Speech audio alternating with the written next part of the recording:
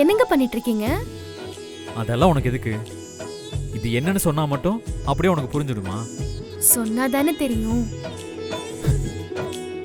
என்னோட new ப்ராஜெக்ட்டுக்கு design பண்ணிட்டு இருக்கேன். ஆமா, உனக்கு டிசைனா என்னன்னு தெரியுமா?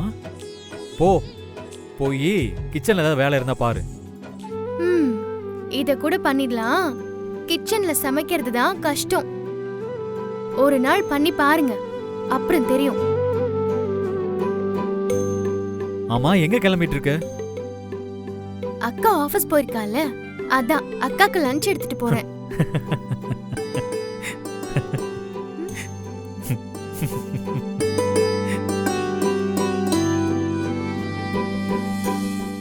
ஏங்க, எதுக்கு சிரிக்கிறீங்க?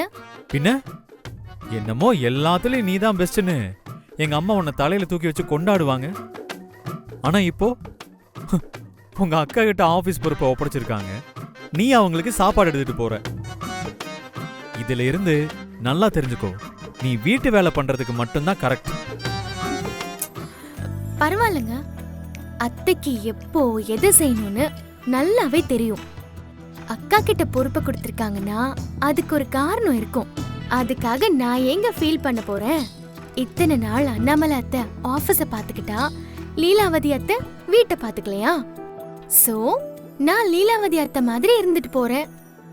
யார் என்ன வேலை செய்யறாங்கன்றத விட எல்லாமே இந்த குடும்பத்துக்காகன்னு நினைச்சா எந்த பிரச்சனையும் இல்ல. என்ன எனக்கே அட்வைஸ் பண்றியா? ஐயோ இல்லங்க, நீங்க சொன்னதுக்கு தான் பதில் சொன்னேன்.